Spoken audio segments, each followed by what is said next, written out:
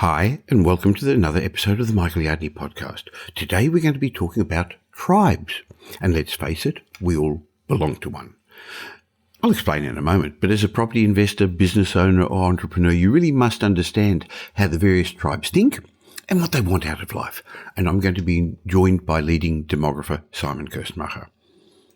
Today shows the second episode of the new weekly podcast I'm delivering with Simon.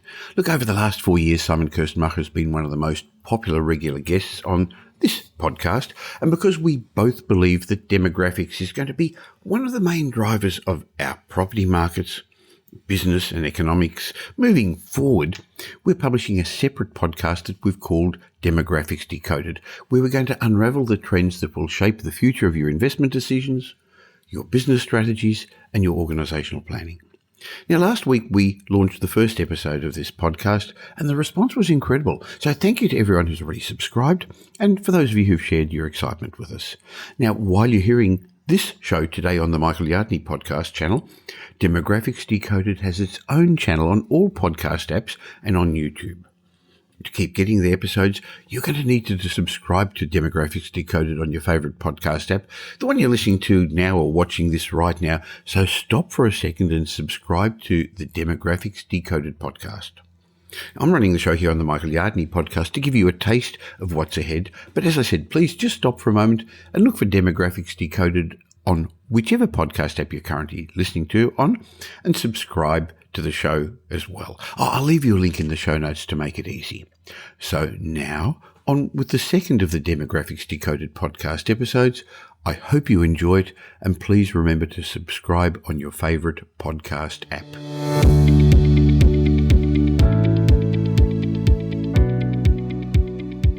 Hello, this is the Demographics Decoded podcast with me, demographer Simon Kuestenmacher. And me, Michael Yardney, property and wealth creation expert. And this is the podcast where we unveil the trends shaping our future. In this episode, Simon and I are going to explore the various demographic tribes in Australia. After all, we all belong to one. A demographic tribe, that is. In fact, Australia is one big country of many tribes. And if you don't belong to one, you don't survive. Some are easy to find. It might be your footy team or where you work or the way you vote or the way you dress. But there's another set of tribes that are of interest to business people, to organisations and investors. And that's what this podcast's about, really. They're the tribes and the labels that demographers divide us into. Now, I'm sure you've heard of the baby boomers and the millennials, but have you heard of the FIFOs or the Vespers or the YOLOs? And do you know what they mean and how understanding the demographic tribes will help you target your business decisions and your investments? That's what Simon and I are going to discuss today. So, Simon, we're back for our second podcast. There was amazing, great feedback for our first one, and we're going to be producing these each week to help our listeners and viewers understand the demographic trends that are going to shape their futures, Simon. Absolutely, Michael. That's what we are here for. We are providing help to look at the world, to look at Australia through the demographic lens. I truly believe that once you look at an issue from multiple perspectives, you are able to do better afterwards. You make better decisions with this. And this is just one lighthearted way of doing this. But there's quite a bit of sociological truth in it. There's a lot of wisdom hiding in understanding those subcultures that are hiding in society. Well, Simon, in my mind, demographics is going to drive our destiny. And over the long term, demographics are going to influence our economy, our businesses, our property markets. We spoke in our last podcast about 10 demographic trends that are going to shape our future. If you didn't listen to that one, go back to wherever you're watching or viewing this. And after this, listen to today's show, but have a look at the last show because it's going to give you a hint of what's going to change in the future as well as what's going to remain the same. In my mind, these factors are going to be much more important than the short-term ups and downs caused by interest rate changes, government interference or inflation. Demographics are going to drive our destiny, Simon.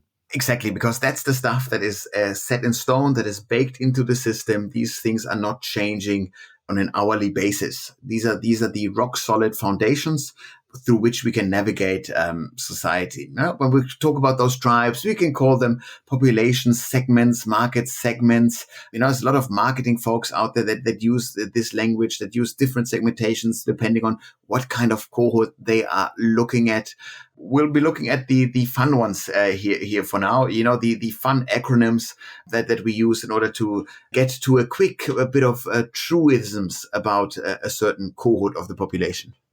Well, before we get into what the various groups are, Simon, why do you think it's important for us to break us down into these tribes? Well, what we do not want to do is take away from the individual truth that you are. Each and every one of us is this very specific individual person. We all are the heroes of our own journey, so to speak. But if you zoom out more and more throughout time, throughout history, across the planet, you realize there are quite a few commonalities that we all live through. And there are quite a few broad categories that we can position people into. So to a degree, we are pigeonholing people here. That would be the negative way of putting it. But it then allows us to understand who we are talking to. That means we can better target our messaging and we can better understand why certain people might behave a certain way, because their particular tribe, if you will, that is shaping their worldview.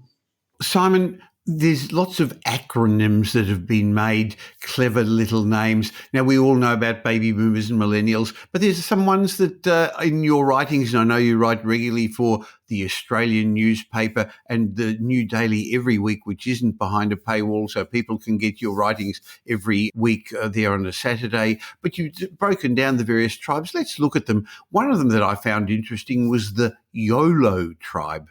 Tell me about those. The YOLO, that is by now, I think, a deep pop culture knowledge. You only live once is YOLO. It's the idea is you might as well live now.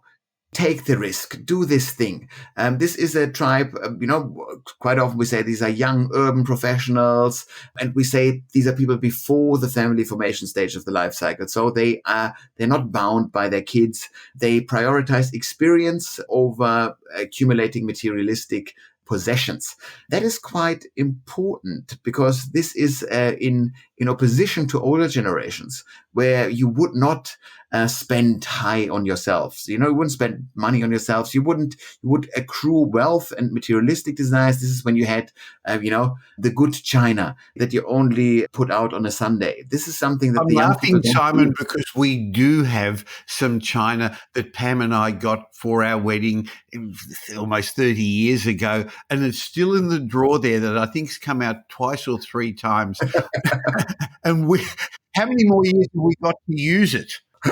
Yeah, and that's something that you do not see with the young generations. So that is gone. And YOLO, of course, also in a sense is an excuse that you can give to yourself when you want to make an impulse purchase. When you go into credit card debt, let tomorrow's me worry about this. I want to live now, and that is financially speaking, of course, a god awful approach, but it's a very, very common way of looking at the world, but it describes the carefree attitude of youth, if you will. When we talk about youth, we're not talking about people that are under 18 or something like this. We're talking about people that do not have responsibility for people other than themselves. And increasingly, you can be in this youthful adolescent stage until your mid-30s, until you start making babies. So we have a relatively big chunk of people in this YOLO stage. And by now, though, we have the millennial generation, the biggest generation in this country, growing out of the YOLO stage, meaning they become much more financially responsible, much more focused on actually accumulating these materialistic possessions because they now care for a family. As long as you only look after your own needs, you can YOLO all you want. And now the biggest cohort in this country is going to stop being YOLOs. Well, they're going to become Yummies, young, upwardly mobile millennials, Simon. That's exactly the transition they're undertaking, yeah. And so these are the young folks, 25 to 35, the career-minded cohort of the millennials, who climbed the corporate ladder.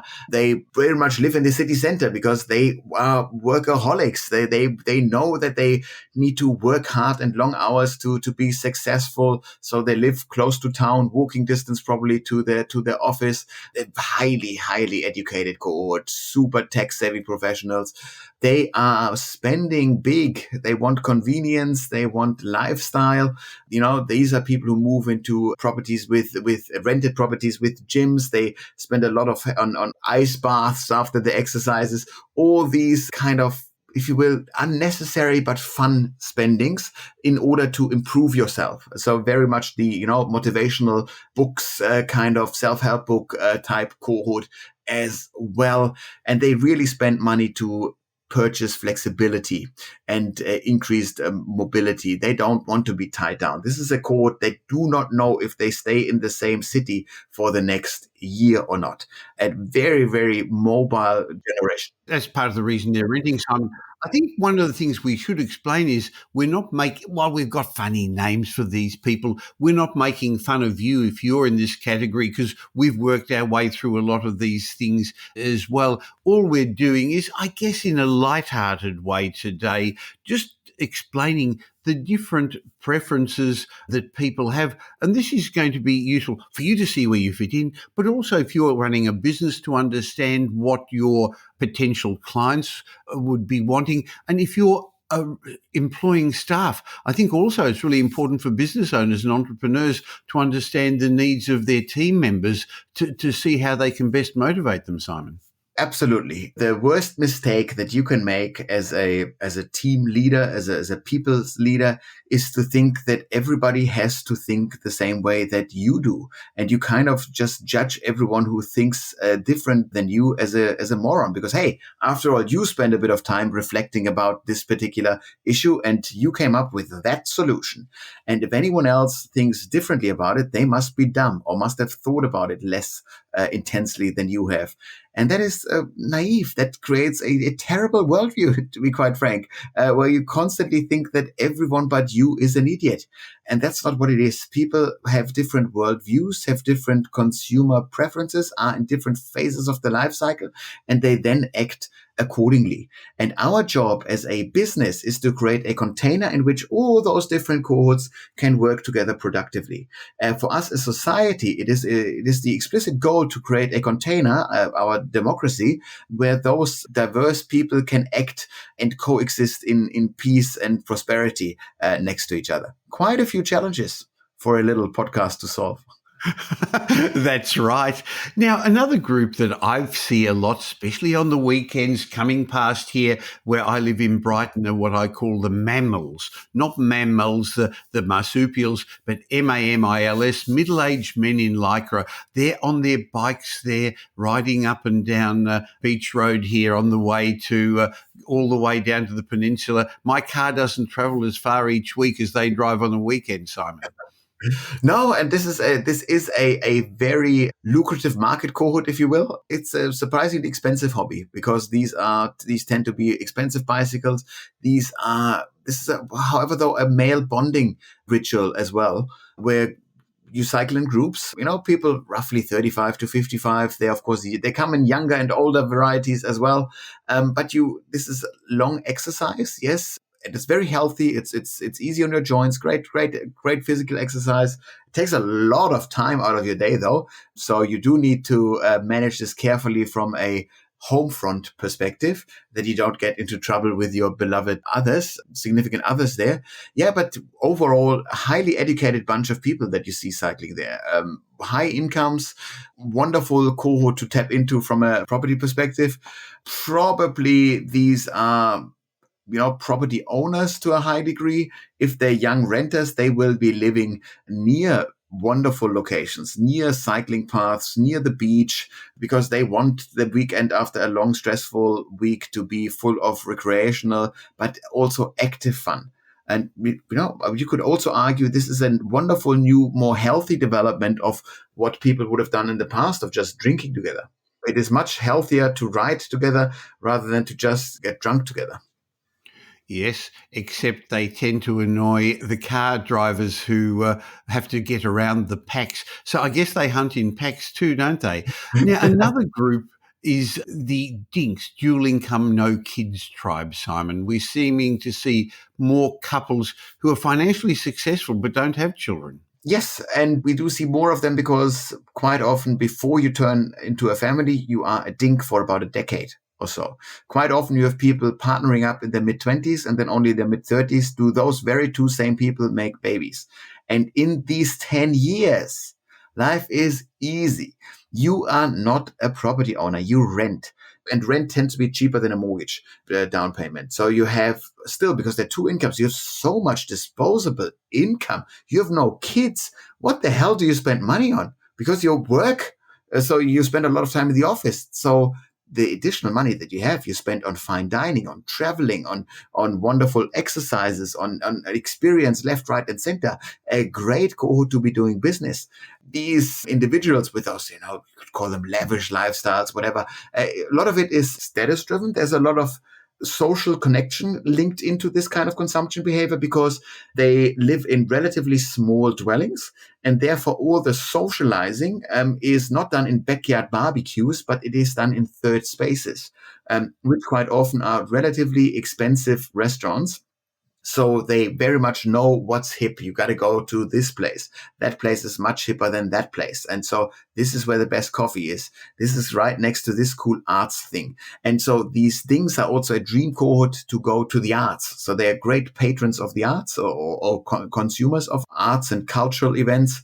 A big phenomenon they are. And to be honest, just as an aside, same-sex attracted couples, because they have kids at much lower rates than heterosexual couples, they tend to be DINK households, which is why every now and then people say, oh, LGBTQI households, they are great spenders. Yeah, they are overwhelmingly DINKs. So you draw two incomes, and that's just a wonderful cohort. So it has nothing to do with their sexual preference per se. It is just the fact that you have two people earning an income and not spending them on kids, them dollars, so to speak. One of the tribes that has affected our economy and our housing markets for decades have, of course, been the baby boomers, those born between 1946 and 64. Now they're in their last years of their workforce, but they're not going to go to retirement homes. They're going to be enjoying their silver years and their golden years. They tend to be financially stable, but they had very different priorities. I am a baby boomer, have very different priorities to generations below us. I do know, though, that I've seen how, because there were so many of us, the governments had to build more kindergartens and more schools and more universities. And I guess now they're going to need to build more hospitals and more old age and nursing homes because of the baby boomers, Simon. Absolutely. So as far as generations go, the baby boomers are the biggest, most influential ones ever. And so generations are a tiny bit different from tribes because they are cohorts. So we essentially say we take everyone born between these years and we call them a generation. And the reason why generations have similar consumer behavior and values is that whatever happens to you as a generation in your formative years, so roughly 13 to 20, your early 20s, that shapes your perspective on life. This shapes your worldview in a lasting and permanent way. And so we talk about what kind of technology is around, what is the geopolitical, the political environment, how is the economy doing, what are the main concerns of youth in this particular era. That is changing you forever. So when boomers came of age in their, late teenage years, early 20s, when they looked for work, they happened to be this gigantic cohort competing for very few jobs. And that stuck with them. So in the boomer mindset, it is very much a gift to have a job. It is a privilege to have a job. You better work hard to keep this job. It is a sign of success if you manage to hold on to a job for 10, 20, 30, 40 years. This, these milestones that get celebrated at the annual Christmas party or whenever, annual meeting, these are big successes for a baby boomer. And so they stick with this mindset. This is something and that can then lead to intergenerational conflict when younger people, for example, who are right now entering the world of work as part of a small cohort in times of super low unemployment, prolonged skills shortage. So those guys don't see holding a job as a privilege. It's dumb for them to hold a job for more than 3 or 4 years because you can increase your income by switching jobs. So that's how we talk about generations. Baby boomers, of course, also really valued financial stability. They valued money because their parents who raised them didn't have money. Their parents lived through the First World War, through the Second World War, through the Great Depression. So it's hardly a surprise that the boomers measure their success in life against the materialistic yardstick. They had it well growing up. Things worked their way. Free university, accruing wealth on the property market, relatively easy because a house was only 4 times the annual income. That was good enough, even if interest rates were a bit higher. But that was doable. And so they are now the last generation that cares about hierarchy in a meaningful sense. And they're now moving into retirement. And we're now handing over the leadership positions in this country to the next generation, to the poor, forgotten middle child of Australia, to Gen X. So born in the 60s and 70s. Gen X are now mid 40s to late 50s. This is the most independent, self-reliant, pragmatic, and may I say cynical or skeptical of authority at the very least generation to have ever walked the continent. And that's because they are the only generation that grew up unsupervised. They were the first kids where both parents worked. So they came home to an empty house. They were called the latchkey generation. At this point in time, we didn't have a nation-spanning childcare network established yet. So they had to roam free, and their parents had them on a very long leash. They said stuff like, just come back home when the street lights turn on, or don't, we don't care. So that turned them into this self-reliant, pragmatic generation. And when you deal with Gen Xers, facts, data, feature, stick to that. Don't moralize. Don't talk about values. That is fluff for them. You get away with moralistic, with value-driven language when you talk to baby boomers, when you talk to millennials even, but not with Gen X. And they are now in the leadership phase of the life cycle, in their mid-50s. That's when you become prime minister. That's when you become CEO. So we'll see those Gen Xer values. They value gender equality because they saw both parents go to work. They also value work-life balance because they saw both parents work themselves into the ground. And so they figured there must be a better way. And that's who is now in the leadership position. So keep this in mind when you kind of forecast how might our political leaders, how might my CEO steer the ship in the future. It's like there is a certain truism of generational values that you should factor in to your decision making.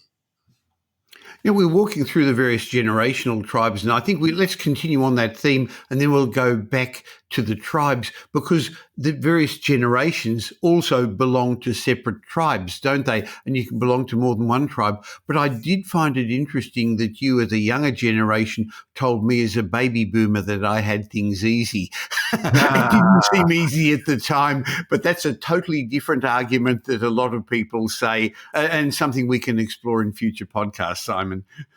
Exactly. None of these things are always meant to be putting a generation down or something like this. We're looking at major shifts, and things aren't easy because they're different circumstances. Like if baby boomers fought, if you look at racism, gender bias issues that were present in Australia, that's a tougher time for quite a few people. I wouldn't want to have been gay in the 50s. Or 60s. That must have sucked. Must have not been good fun. So this is what we all need to take into account when we talk about those things. There's so many levels to each of this. And so the kids of the baby boomers, they are of course the millennials, called Gen Y as well. People born in the 80s and 90s, so now 20s to mid 40s. They are a generation that grew up on computers. Not yet mobile technology, but they always had computers at home growing up. They very much pro-tech from that perspective. They're much more environmentally focused than previous generations. So the real major green movement, so to speak, that was driven, not the spearheads were in previous generations, but the pushing green environmentalism into the mainstream. That happened under the Millennial watch. They now are, of course, the people who make babies. So they now kind of, in a sense, remove themselves from the political arena. They were very calm and happy just to do family. They are, however, the first generation that is financially less well off than their parents. So there will be a bit of psychological discontent where you feel constantly shortchanged because, hey, after all, you compare yourself. At 30, my dad already had 3 kids and started to pay down the mortgage, and here I am, not even thinking about kids. So you compare yourself in unfavorable ways with your parents, which could be quite a risky thing to do.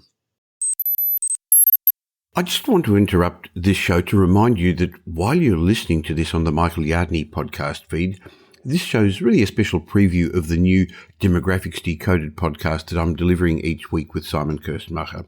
So even though you received it on the Michael Yardney feed, please take a second to stop this show now and search for Demographics Decoded and subscribe on the same podcast app you're listening to this on or on YouTube, because we're also going to have a video of the show. Now, look, to make life easy, I'll be including links in the show notes, but this is only for the first couple of shows. We're also sharing them on this channel so you get to know what's ahead.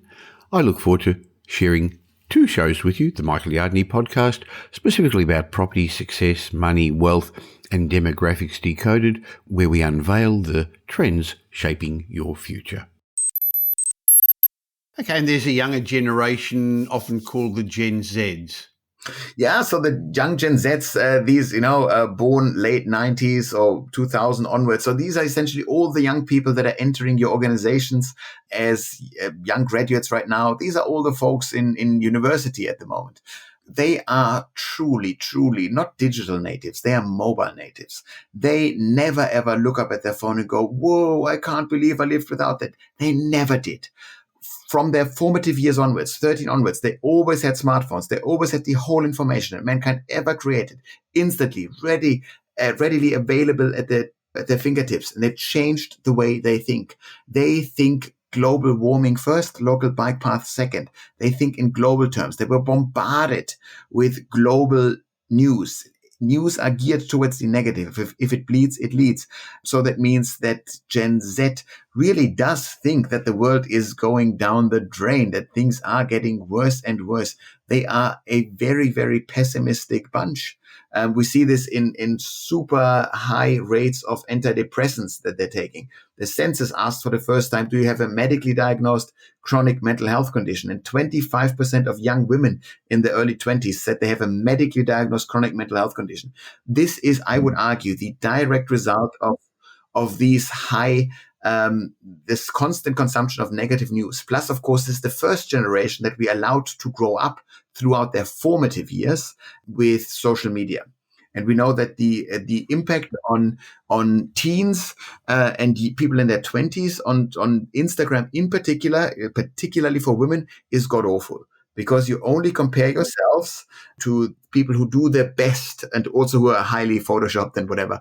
So it's not good. From a mental health perspective, image-based social media, so that is largely Instagram and TikTok, are the absolute devil for you. Don't go there. Twitter is fine from a mental health perspective. It's neutral, despite all this robot hate speech or whatever is on there. But who cares? Yeah? That's what made this generation. And I want people to be aware that this is the young people that are now entering the world of work. There's no reason to be cynical about them. They are highly educated. If you as an organization can tell them how your small thing fits into that bigger thing, if you can draw the connection for them, you get a highly educated, switched on, and very loyal workforce out of them. But you do need to learn how to speak their language. Yes. Now, you talked about social media. I'm just going to give a quick mention that you're very active on social media, and so am I. And so in between these shows, if you want to keep up with Simon Kuestenmacher, we'll leave a link in the show notes for his social media. You're very active on X, on LinkedIn in particular, because you've got a very large business audience, and also I know you are on Instagram, even though you mentioned not, and so am I. And by the way, if you're getting some benefit from this show, and we're going to be bringing you the Demographics Decoded podcast and videos every week.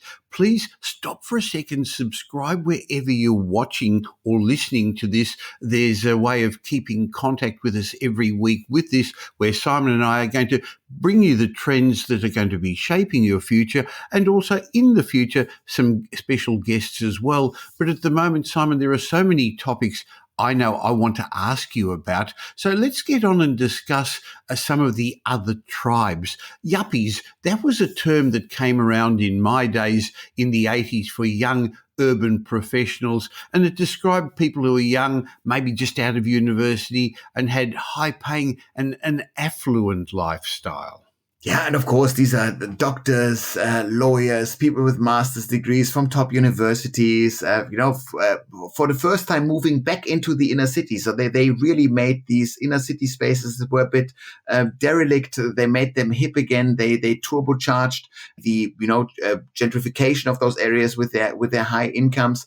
And this was a direct result, if you will, of a restructuring of the economy. We went away from industrialized economies into much more of a service economy. And these were the leaders, if you will, of this new transition. They might have not stayed this way, but they really started to change the urban fabric. This is the Starbucks generation where we first introduced this thing. These are people who consumed who dined in expensive restaurants. A new phenomenon also. This was not a thing in the 70s. This is something that you then all of a sudden established. And this is, Pretty Woman and so forth. These are, you showcase these kind of people. Gordon Geckos. This is the kind of thing where you show that is a thing. We then, of course, mainstreamed that by... Greed is good was what was part of what that was all about, Simon. Very much so. It's the high 80s financial thing. In Australia, the 80s were mergers, acquisitions, highly speculative finance that occurred here. Couple of crazy barons, the age of the media barons in Australia.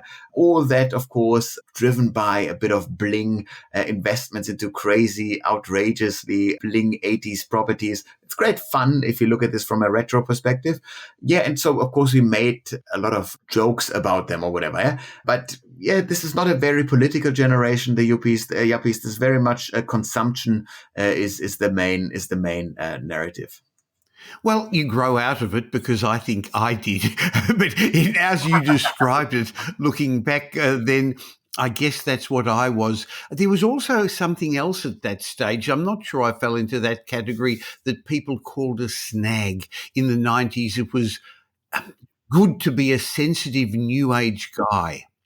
And there was also the other side, I guess, the wags. So there were the snags and the wags, the wives and girlfriends, especially of the sporting stars. I guess they still talk about wags, don't they? That's celebrity culture. That is always there, the wags, if you will. Yeah, the sensitive new age guy, what we've seen there is a bit of a first preview, if you will, of a postmodern worldview. This is the first, in a sense, more comical, more extreme version of males becoming more and more comfortable with their own feelings, with their own sensitivities. This is when we slowly understand that poor mental health can be a thing with men that could theoretically be solved with substances other than alcohol or tools other than alcohol. So this is the forebearers of a new understanding of what it means to be male. And of course, it was mocked beautifully in pop culture. But that's what we need to do. That's what pop culture and comedy is always there for. It needs to look at the new emergence of certain tribes, and then they need to be mercilessly mocked. That's important because we do need to reflect upon who we are. And so when we make fun about people, this is not as comedians, so to speak. This is not meant to disencourage folks. It's meant to trigger reflection. That's what the best clown does, so to speak. I also think it's important that to understand that if you're in business, if you're running an organisation, and I know that what you do, consulting to organisations and speaking to them, Simon, as you're living, it's best to understand your target market, because if you understand what drives them, what they need, because we all have different groups of consumers, you're going to be able to target your marketing and your products and your services better. So I know that in your big talks to organisations, that's how you help them understand, because we tend to think that the world thinks like we do, but we all look through rose-coloured or tinted glasses, tin-coloured, I guess, rather than rose-coloured, and we all look through different glasses, and we don't realise we've got the tints on, do we, Simon? No. And again, that's why we do this. This is to remove ourselves a bit from our own perspectives, and we just group people in a certain way that helps us to navigate this a bit better. Yeah, again. I remember reading in your articles about Kippers, kids in parents' pockets eroding retirement savings. In other words, adult children still living with parents. Yeah, this was a big thing. I would say just before the pandemic, it kind of started to fizzle out. There's a demographic reason behind this. So the idea is kids live with their parents for longer and longer. You stay at home for longer and longer. And therefore, you sit in your parents' pockets, and therefore you use the money that they actually secretly meant to be spending on themselves in their own retirement. Yeah, and that is now going away a bit. Simply because finally the millennial generation moved out of the baby boomer households, as that now has occurred. So therefore, it is now only a smaller cohort of people that is still living at home. Even they do it for longer periods of times, but it's a smaller demographic cohort. So the Kippers kind of disappeared from the public discourse, so to speak. So it's almost a shame. There were good, lighthearted jokes, but again, we speak truth here with those little jokey tribes. Because why do people live at home for longer? These are economic pressures. This is not because it's so wonderful. They might have wanted to live independently, but they can't afford to do so. Well, there's another group then called Nettles, not enough time to enjoy life. I saw this so often with busy couples and families. They were just burdened with the mortgages, the relative expensive lifestyle. They worked long, they worked weekends. Sometimes they saw it as a badge of honour working so hard. They were sort of brought up to believe that leisure time wasn't right for them. Very much so. And so these people, of course, are then prone to have some sort of midlife crisis as well. They go, is it all worth it? I work so hard. I put myself under a lot of stress. Wonderful. I might get a high income out of this. I might even get prestige in the workplace out of it. But am I actually happy? Who am I? Is this all I'm meant to be on this planet for? It's difficult. And for those people, they get forced to take a break, during the Christmas closure of an office or something like this. And so you get the occasional opportunity to reflect, and maybe that shakes you out of this. But it's very challenging. And I'd say we have more of those nettles, the more we drive up the cost of living, the more people will feel it is not for them to take, a 2-week holiday in the middle of the year to just actually enjoy and, switch off, so to speak. So yeah, it can be very, very stressful. It's the same with when you have families and the mortgage just got higher and higher. You go, no, I better work my butt off to keep this going. And so at the moment, it's Gen X that is in this family formation stage where they might be nettles, where they do not have enough time to enjoy life because they're financially dependent kids. They might have parents they need to care for. They have this big fat mortgage. So this is just pure stress for that. The mortgage that probably was taken up for the upgrader during this super low interest rate environment. So Gen X are the peak nettles at the moment. So yeah, bit worried about them, if you will. Okay, another demographic tribe we talk about are the Twits. And it's not maybe what people initially think when you call somebody a twit, but it's teenage women in their 30s. In other words, women who behave like teenagers or just like teens. They obsess with the latest trends, girls' nights out, hooked on social media, when in fact they maybe should have grown up. Oh, I probably offended somebody by saying that, Simon. No, but that's the perspective of older generations comparing themselves at the same state, at the same age. What we're talking about in demographics sometimes is a long life versus a short life approach.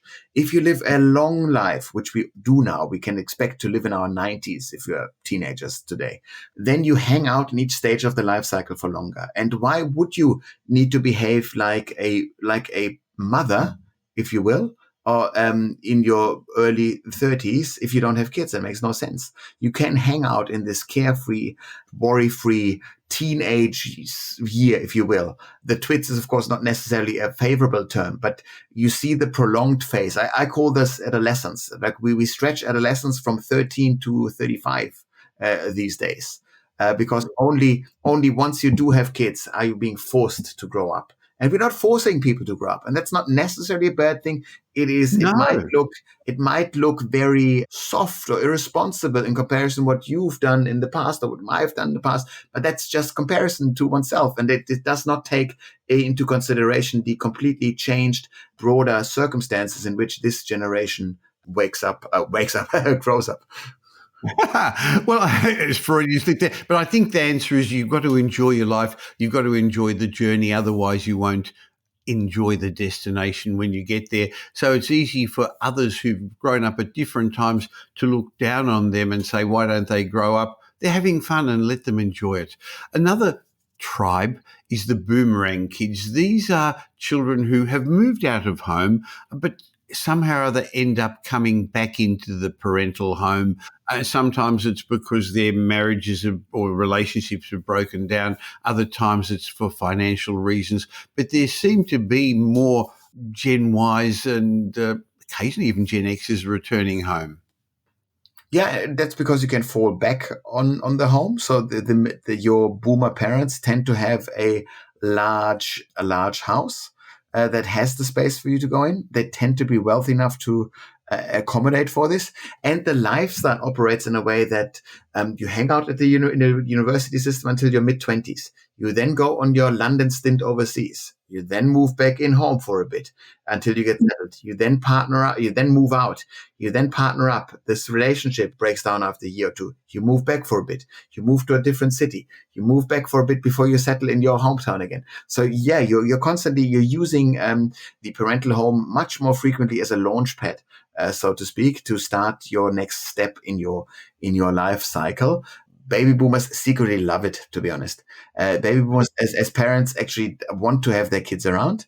Not that much and not for that long, but they don't mind at all if their kids. They always say, our home is open for you. My sister is exactly in that position. She's had 5 children and 3 of them have come back. One recently, a couple with both professional, with their baby, because it was actually easy to bring up their young son in a tribe background in some ways. And my sister loved it, having her kids still there, adult kids.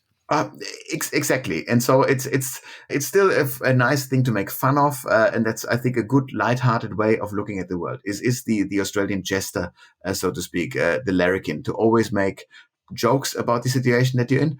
But Australians are very, very happy for their kids to be back, at least occasionally.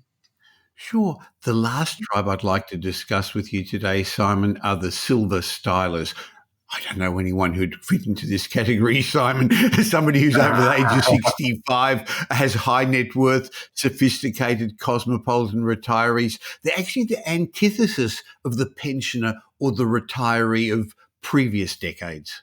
We completely need to rethink all of our cliches about retirees in Australia. The people that are retiring right now are the baby boomers, the richest generation to ever retire in Australia. All of the cliches about poor penny pinching pensioners. Yes, those people still exist, but not as the majority anymore. Now you have a wealthier cohort in retirement. At the moment, because they tend to be asset rich, meaning they own their house, they have cash savings. That means they benefit from high interest rates. And so you go, why would they not be stylish? So if you just picture a grandmother, you picture the Golden Girls or whatnot, yeah? or some plum grandmother who's making a pie. But really, this is not what retirement looks like. retirement looks much more stylish, much more sophisticated as a whole. And, if you run an aged care facility, if you run a retirement living facility, if you manage a restaurant that is targeting retirees, you do need to be aware of this. You do need to understand that this is a whole new world of retirement out there. Well, it's important to recognise these tribes are not fixed, they're not rigid categories, and many people identify with multiple tribes. And I guess some people are listening to this and saying, I don't fit into any of those at all. But I think this diversity, Simon, enriches Australian culture, it enriches our society, and it's an important part of what makes our country unique. Additionally, these tribes are obviously not exclusive to Australia. You can find them all around the world. And as I said, the reason we're discussing this in the second of these Demographics Decoded podcasts is because it's going to help our listeners, our viewers, business people, organisations and investors better understand how to target their marketing, how to reach the right people, better understand the needs and preferences of the different groups of consumers.